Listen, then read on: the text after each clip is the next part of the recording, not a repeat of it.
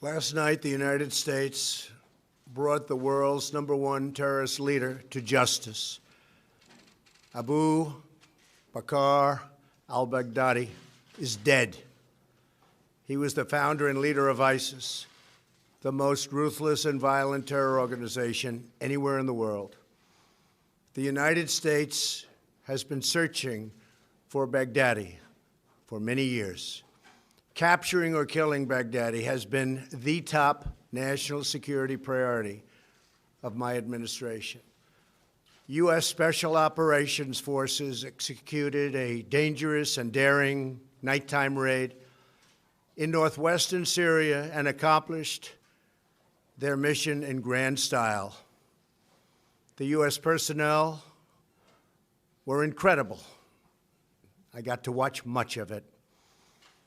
No personnel were lost in the operation, while a large number of Baghdadi's fighters and companions were killed with him. He died after running into a dead-end tunnel, whimpering and crying and screaming all the way. The compound had been cleared by this time, with people either surrendering or being shot and killed. 11 young children were moved out of the house and are uninjured. The only ones remaining were Baghdadi in the tunnel, and he had dragged 3 of his young children with him. They were led to certain death. He reached the end of the tunnel as our dogs chased him down. He ignited his vest, killing himself and the 3 children. His body was mutilated by the blast. The tunnel had caved in on it in addition. But test results gave certain, immediate, and totally positive identification. It was him. The thug who tried so hard to intimidate others spent his last moments in utter fear, in total panic and dread, terrified of the American forces bearing down on him. We were in the compound for approximately 2 hours, and after the mission was accomplished, we took highly sensitive material and information from the raid, much having to do with ISIS, origins, future plans, things that we very much want. Baghdadi's demise demonstrates America's relentless pursuit of terrorist leaders and our commitment to the enduring and total defeat of ISIS and other terrorist organizations. Our reach is very long. As you know, last month we announced that we recently killed Hamza bin Laden, the very violent son of Osama bin Laden, who was saying very bad things about people, about our country, about the world. He was the heir apparent to Al-Qaeda, terrorists who oppress and murder innocent people should never sleep soundly, knowing that we will completely destroy them. These savage monsters will not escape their fate, and they will not escape the final judgment of God. Baghdadi has been on the run for many years, long before I took office. But at my direction, as Commander-in-Chief of the United States, we obliterated his caliphate 100% in March of this year. Today's events are another reminder that we will continue to pursue the remaining ISIS terrorists to their brutal end. That also goes for other terrorist organizations. They are likewise in our sights. Baghdadi and the losers who worked for him, and losers they are. They had no idea what they were getting into. In some cases, they were very frightened puppies. In other cases, they were hardcore killers but they killed many, many people. Their murder of innocent Americans, James Foley, Stephen Sotloff, Peter Kasich, and Kayla Mueller, were especially heinous. The shocking publicized murder of Jordanian pilot, a wonderful young man, spoke to the king of Jordan. They all knew him, they all loved him. He was burned alive in a cage for all to see on the execution of Christians in Libya and Egypt, as well as the genocidal mass murder of Yazidis, rank ISIS among the most depraved organizations in the history of our world. The forced religious conversions, the orange suits prior to so many beheadings, all of which were openly displayed for the world to see. This was all that Abu Bakr Al-Baghdadi, this is what he wanted. This is what he was proud of. He was a sick and depraved man, and now he's gone. Baghdadi was vicious and violent, and he died in a vicious and violent way as a coward, running and crying. This raid was impeccable and could only have taken place with the acknowledgement and help of certain other nations and people. I want to thank the nations of Russia, Turkey, Syria, and Iraq, and I also want to thank the Syrian Kurds for certain support they were able to give us. This was a very, very dangerous mission. Thank you as well to the great intelligence professionals who helped make this very successful journey possible. I want to thank the soldiers and sailors, airmen, and Marines involved in last night's operation. You are the very best there is anywhere in the world. No matter where you go, there is nobody even close.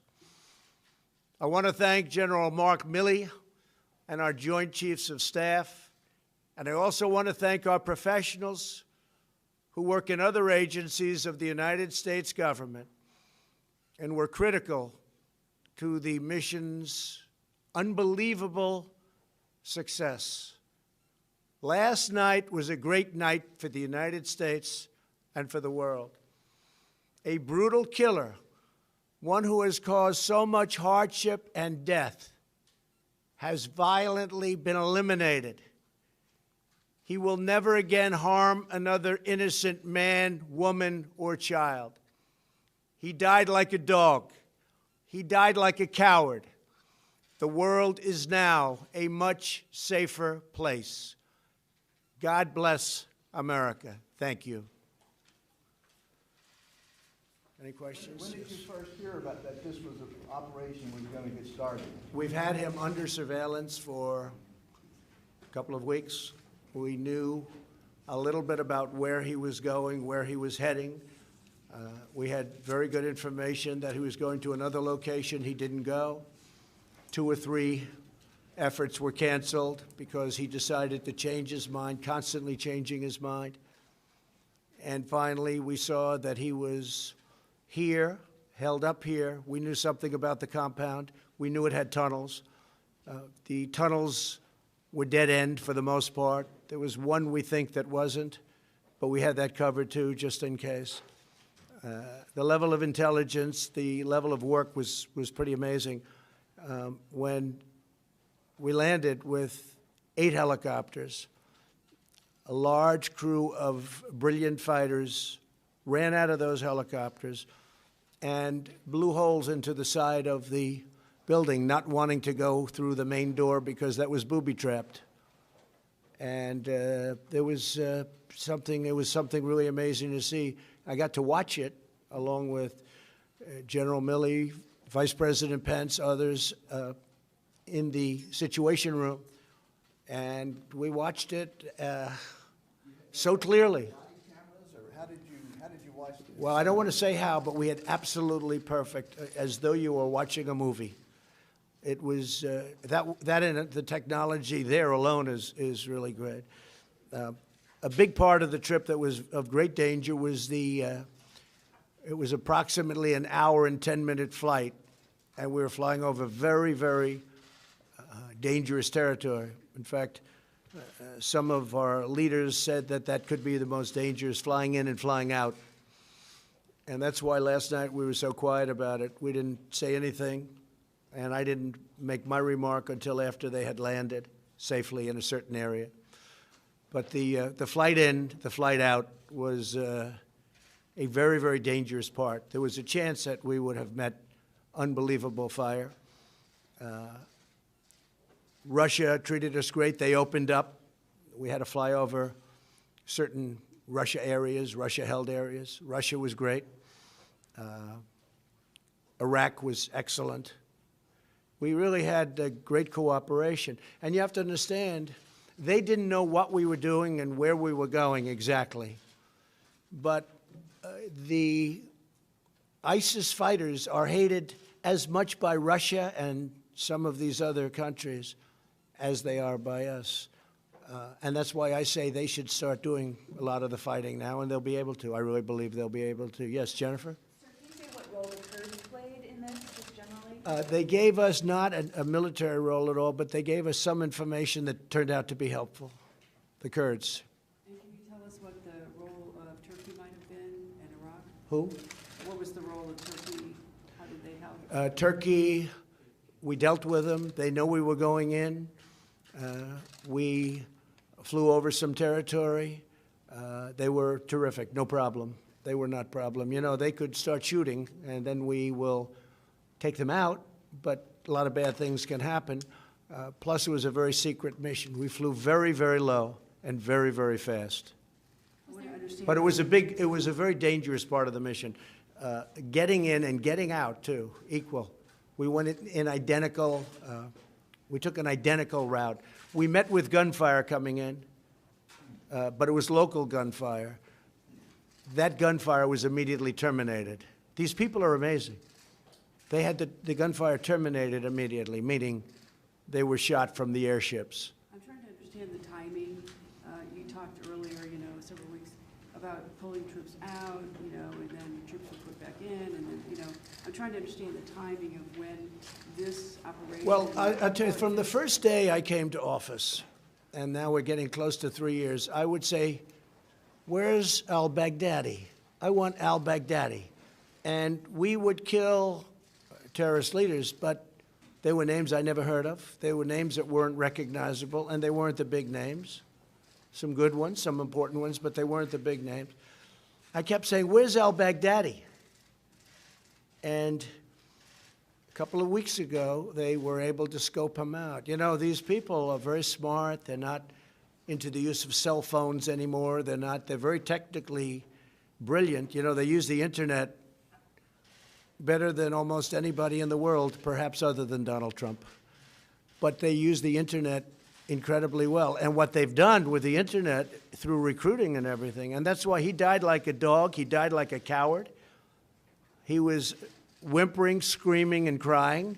And frankly, I think it's something that should be brought out so that his followers and all of these young kids that want to leave various countries, including the United States, they should see how he died.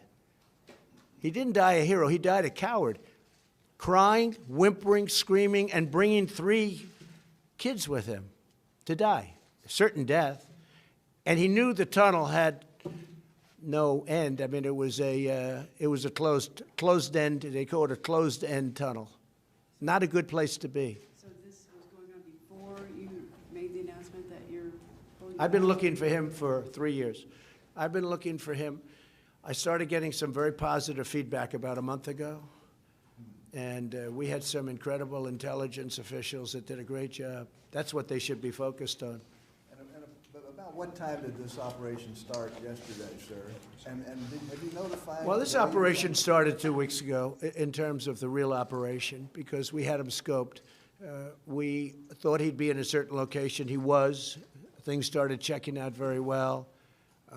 We were involved on our own team with some brilliant people who I've gotten to know, brilliant people that love our country, highly intelligent people, and we've had it pretty well scoped out for a couple of weeks. But he tends to change immediately.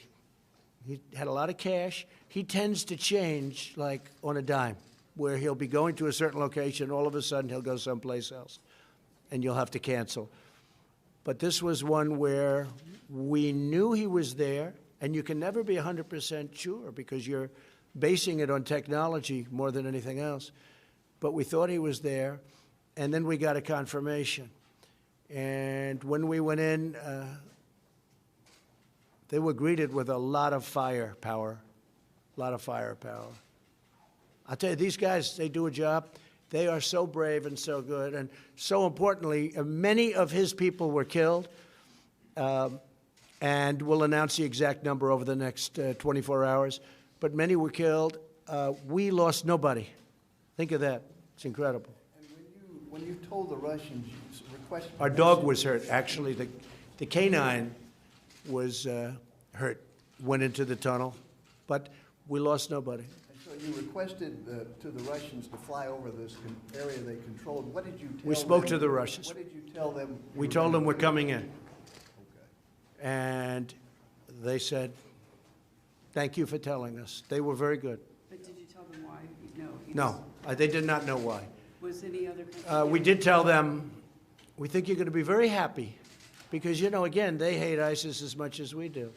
You know what ISIS has done to Russia. So, no, we did not tell. They did not know the mission, but they knew we were going over an area that they had a lot of firepower. And have you notified the congressional leaders about this, Pelosi? We've notified some. McConnell? Others are being notified now as I speak. We were going to notify them last night, but we decided not to do that because Washington leaks like I've never seen before. There's no country in the world that leaks like we do. And Washington is a leaking machine. And I told my people we will not notify them until our great people are out. Not just in, but out. I don't want to have them greeted with firepower like you wouldn't believe. So we were able to get in. It was top secret. It was kept. There were no leaks, no nothing. The only people that knew were the few people that I dealt with. And again, Mark Milley and the Joint Chiefs of Staff were incredible. We had some tremendous backup. Robert O'Brien, Secretary Esper, Secretary Pompeo. Pence, I told you, he was great. There's a very small group of people that knew about this. We had very, very few people. A leak could have cost the death of all of them. Now, they're so good that I think nothing was going to stop them anyway. You want to know the truth. That's how good they were. We had them also surrounded by massive air power, up in the air yesterday, surrounded at very high levels. We were very low. We had tremendous air power. And you watched all this from the sit room? Who were you with in the sit room when you watched this? Secretary Esper, a few of the Joint Chiefs, Mark Milley, some generals. We had some very great military people in that room, and we had some great intelligence people. Robert O'Brien. It's really great. Yes? Was the pullout of the U.S. troops in Syria last month strategically tied in with this raid? No, the pullout, right, sure, it's a great question, and you're doing a great job, by the way. Your network is fantastic. They're really doing a great job. Please let them know. No, the pullout had nothing to do with this. In fact, we found this out at a similar time. It's a very good question because we found this out at a similar time. No, we're after these leaders, and we have others in sight, very bad ones, but this was the big one. This is the biggest one, perhaps, that we've ever captured because this is the one that built ISIS and beyond and was looking to rebuild it again. Very, very strongly looking to build it again. That's why he went to this province. This is why he went to this area. You know, a lot of people I was watching this morning and hearing, and they said, why was he there? People were so surprised. Well, that's where he was trying to rebuild from because that was the place that made most sense if you're looking to rebuild. Yeah. You said your tweet So I sent that right after I knew they had landed safely. Right. And that was to notify you guys that you have something big this morning so you wouldn't be out playing golf or tennis or otherwise being indisposed. Where were they staying? Where they landed? I'd rather not say. But we landed in a very friendly port in a friendly country. Does this give you any pause about your decision to withdraw? No, I think it's great. Look, we don't want to keep soldiers between Syria and Turkey for the next 200 years. They've been fighting for hundreds of years. We're out. But we are leaving soldiers to secure the oil. Now, we may have to fight for the oil. That's okay. Maybe somebody else wants the oil, in which case they have a hell of a fight. But there's massive amounts of oil, and we're securing it for a couple of reasons. Number one, it stops ISIS, because ISIS got tremendous wealth from that oil. We have taken it. It's secured. Number two, and again, somebody else may claim it, but either we'll negotiate a deal with whoever's claiming it, if we think it's fair, or we will militarily stop them very quickly. We have tremendous power in that part of the world. We have, the airport is right nearby. A very big, very monstrous, very powerful airport and very expensive airport that was built years ago. We're in that Middle East now for $8 trillion. So we don't want to be keeping Syria and Turkey. They're going to have to make their own decision. The Kurds have worked along incredibly with us, but in all fairness, it was much easier dealing with the Kurds after they went through 3 days of fighting, because that was a brutal 3 days. And if we would have said to the Kurds, hey, do you mind moving over 7 miles? Because, they were in the middle mostly.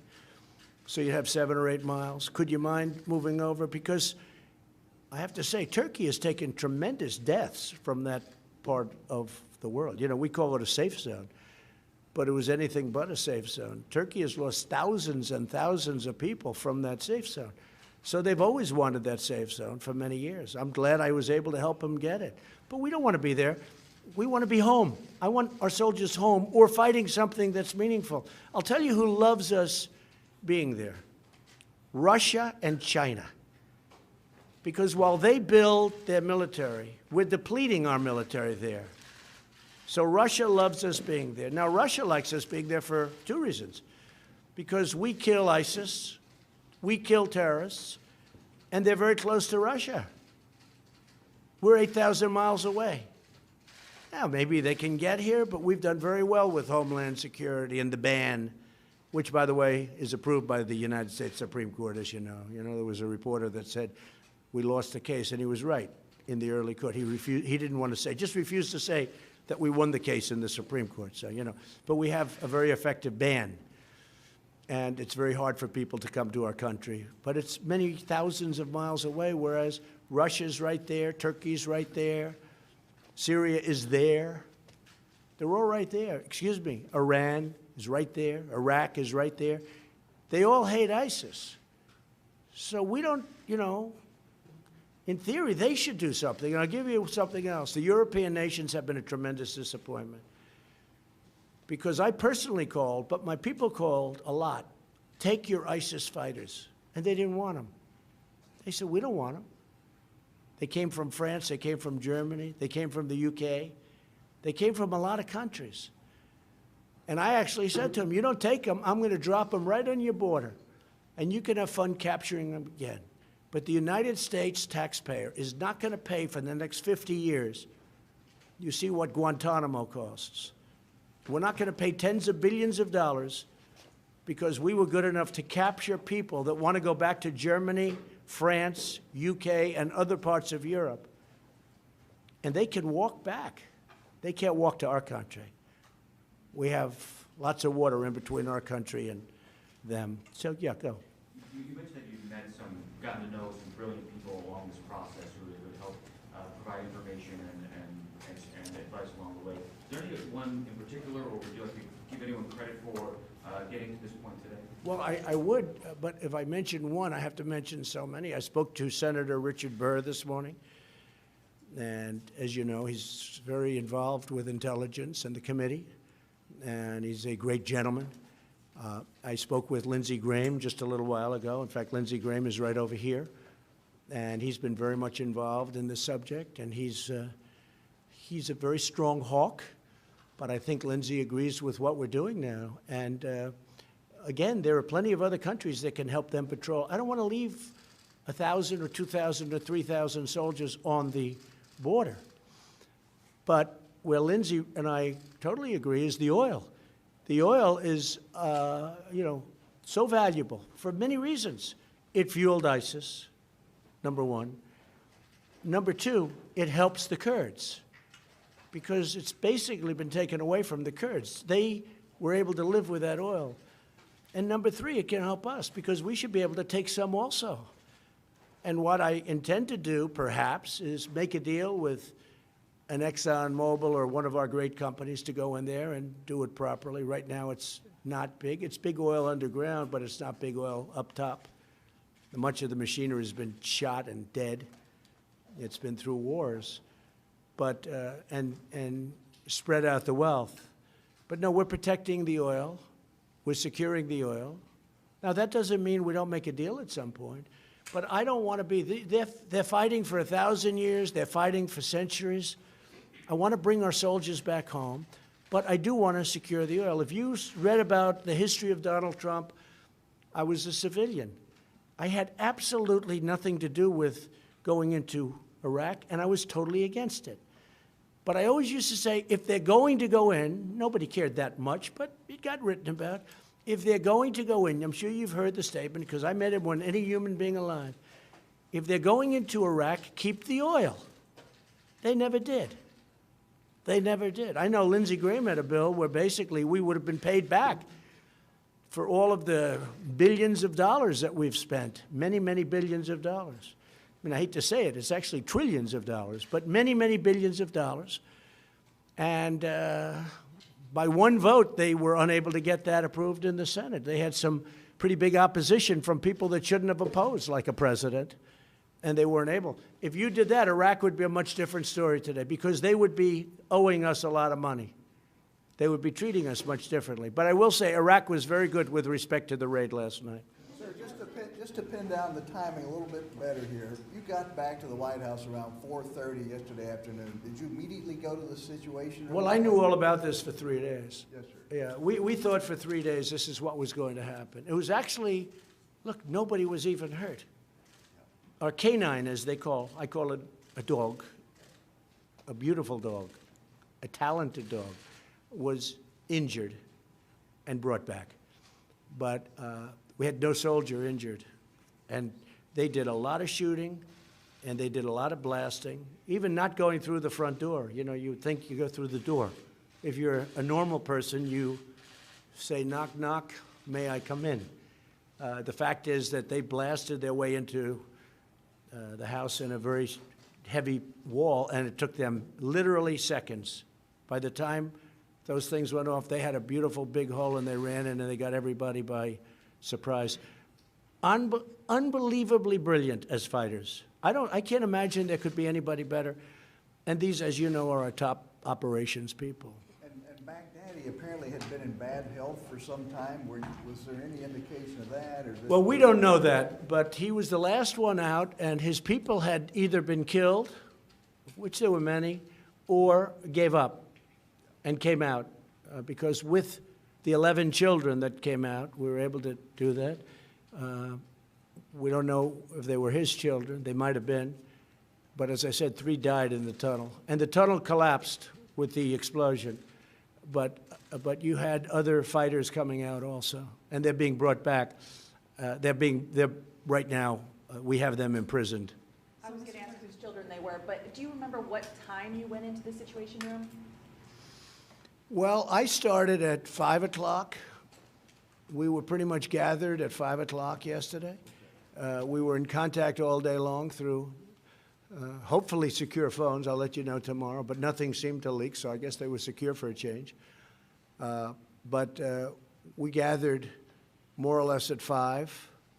The attack started moments after that. The liftoff started moments after that. Again, The element of attack that they were most afraid of was getting from our base into that compound, because there's tremendous firepower that we were, flying over. And I won't go into it, but you had a very big Russian presence in one area. You had a Turkish presence. You had a Syrian presence. And you're flying low. It's very dangerous. And there were shots made, but we think these were people that were shooting, that were indiscriminately shooting. The helicopters took some shots, but we think that these were people that were just random people that don't like to see helicopters, I guess. Was there any kind of DNA test done? So that's another part of the genius of these people. They have his DNA, more of it than they want even. And they brought it with them with lab technicians who were with them. And they assumed that this was Baghdadi. They thought visually it was him, but they assumed it was him. And they did an on-site test. They got samples. And to get to his body, they had to remove a lot of debris because the tunnel had collapsed. But these people are very good at that. And they, as I said, they brought body parts back with them, et cetera, et cetera. There wasn't much left. The vest blew up, but there are still substantial pieces that they brought back. So they did an on-site test because we had to know this. And it was a very quick call that took place about 15 minutes after he was killed, and it was positive. This is a confirmation, sir. There was also a report that his wife had detonated, or one of his wives had detonated a vest. So there were two women. Both wives, both wearing vests. They had not detonated, but the fact that they were dead and they had vests on made it very difficult for our men, because they had vests on, and it made it very difficult for our men. Because you never know what's going to happen. They're lying, they're dead, they never detonated, but they were dead. And on the successor, the possible successors, have you been briefed on who? Yeah, we know the successors, and we've already got them in our sights, and we'll tell you that right now, but we know the successors. Hamza bin Laden was a big thing, but this is the biggest there is. This is the worst ever. Osama bin Laden was very big, but Osama bin Laden became big with the World Trade Center. This is a man who built a whole, as he would like to call it, a country, a caliphate, and was trying to do it again. And I had not heard too much about his health. I've heard stories about he may not have been in good health, but he died in a ruthless, vicious manner, that I can tell you. Prisoners taken, sir? Were there any adults taken? Yes, we have people that were taken. We have many of the people died on the site, but we have people that were taken, yes. And the children, we left them under care of somebody that we understand. 11 children. 11 children. How many adults? I'd rather not say. I'd leave that to the generals. But a small group. More dead than alive. Which operations were involved? Which special operations teams were involved? Many of them, and at the top level, and people that were truly incredible at their craft. I've never seen anything like it. And were there, as far as partnerships goes, were there any other forces involved, or was this only American forces? No, only American forces. And did the U.S. Only American forces, but we were given great cooperation. Did the U.S. rely We on- told the Russians we're coming in because we had to go over them. And they were curious, but we said we're coming. And we said one way or the other, hey, look, we're coming. But they were very cooperative. They really were good. And we did say it would be a mission that they'd like, too, because, again, they hate ISIS as much as we do. Sure, I meant for intel purposes. Was there any foreign intel that proved useful along the way in this operation? So we had our own intel. We got very little help. We didn't need very much help. We have some incredible people. When we use our intelligence correctly, what we can do is incredible. when we waste our time with intelligence that hurts our country because we had poor leadership at the top, that's not good. But I've gotten to know many of the intel people, and I will say that they are spectacular. Now, they're not going to want to talk about it. They want to keep it quiet, the last thing they want, because these are great patriots. But the people that I've been dealing with are incredible people, and it's really a deserving name, intelligence. I've dealt with some people that aren't very intelligent, having to do with intel. But this is the top people, and it was incredible. It was flawless, and it was very complicated. But so I do appreciate Russia, Turkey, Iraq, and Syria to an extent, because, you know, we're flying into Syria. There are a lot of Syrian people with lots of guns. So we had good cover for probably the most dangerous part. It would not sound to, you know, when you fly in, it doesn't sound like that would be the most dangerous when you're going into shooting nests and all of the things that happened once they broke into that pretty powerful compound. That was a very strong compound. And as I said, had tunnels. But the most dangerous part, we had great cooperation with. Yes, ma'am? No, I didn't. I didn't do that. I wanted to make sure this kept secret. I don't want to have men lost and women. I don't want to have people lost. Do you anticipate inviting the special forces teams to the White House? Oh, yeah, they'll be invited. I don't know if they'll want to have their faces shown, to be honest with you. You know, they're incredible for the country. They're not looking for public relations. But they love doing what they're doing.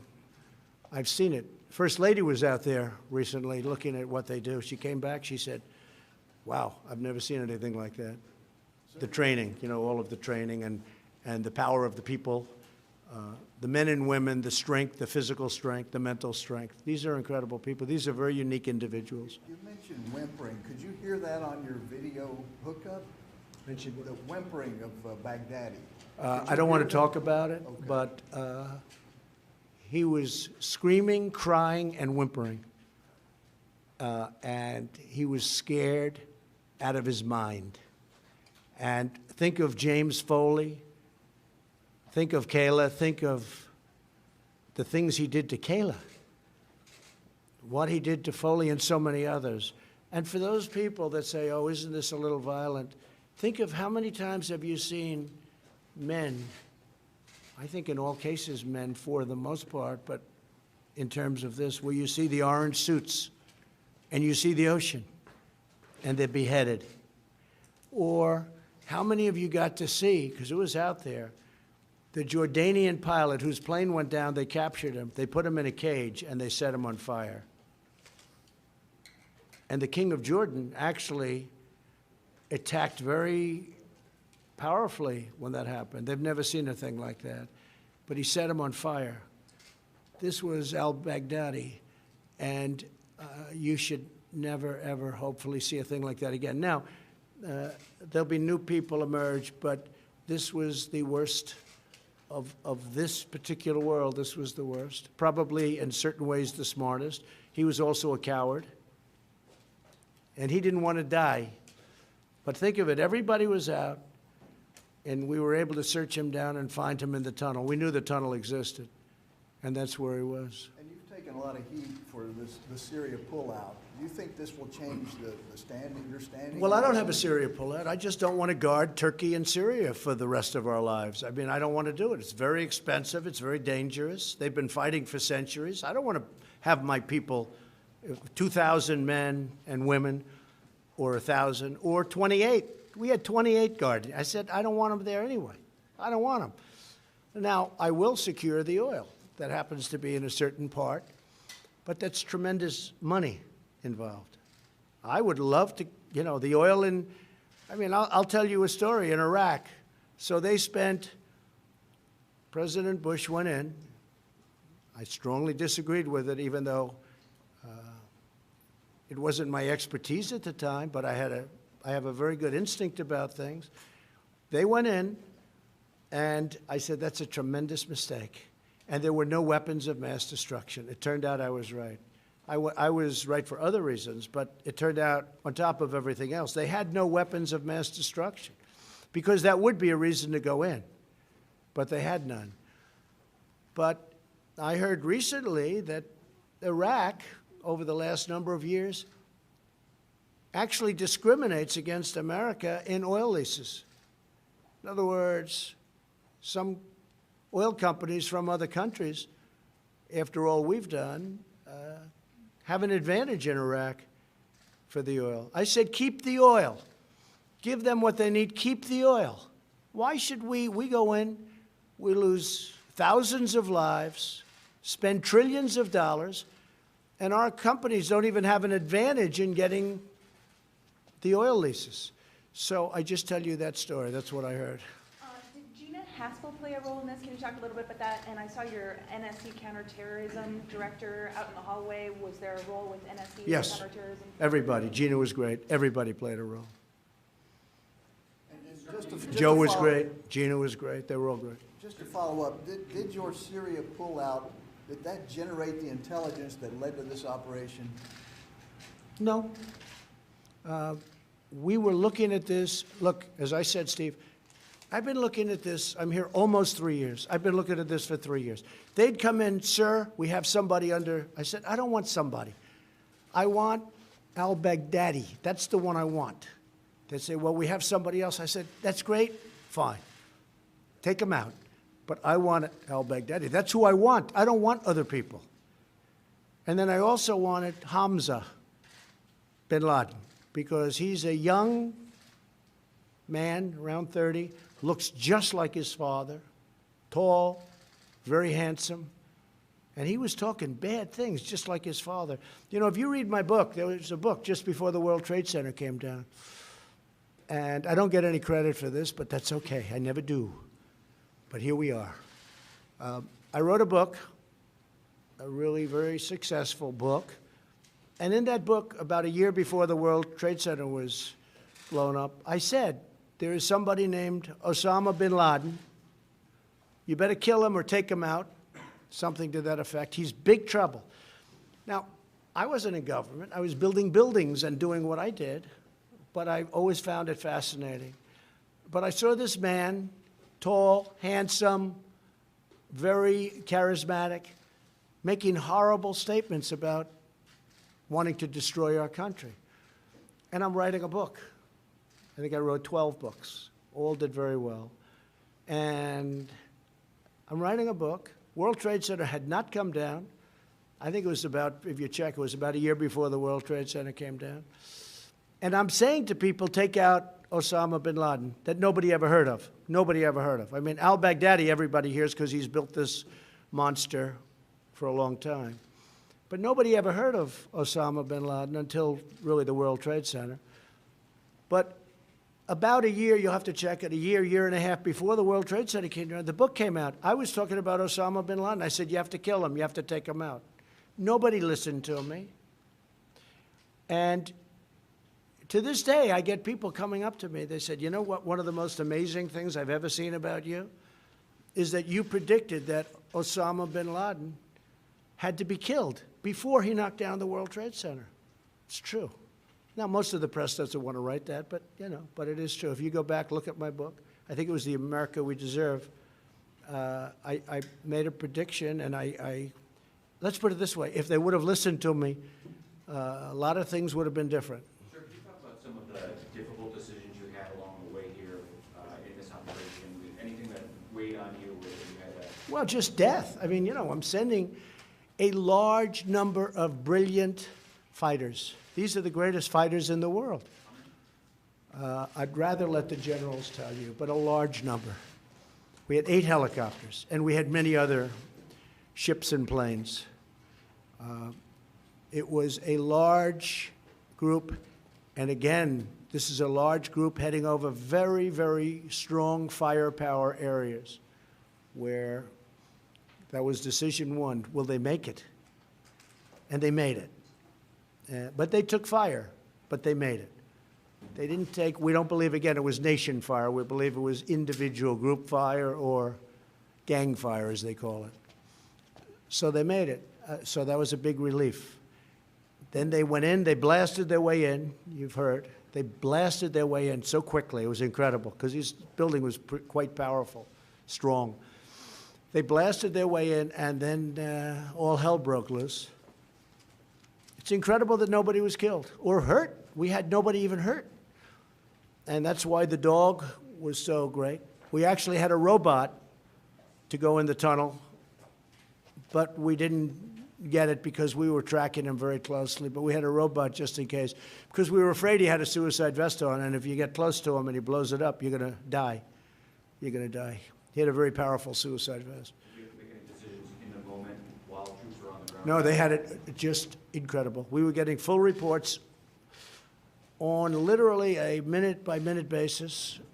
Sir, we just broke in. Sir, the wall is down. Sir, you know, we've captured. Sir, 2 people are coming out right now, hands up, fighters.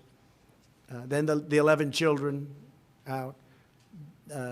Numerous people were dead within the building that they killed.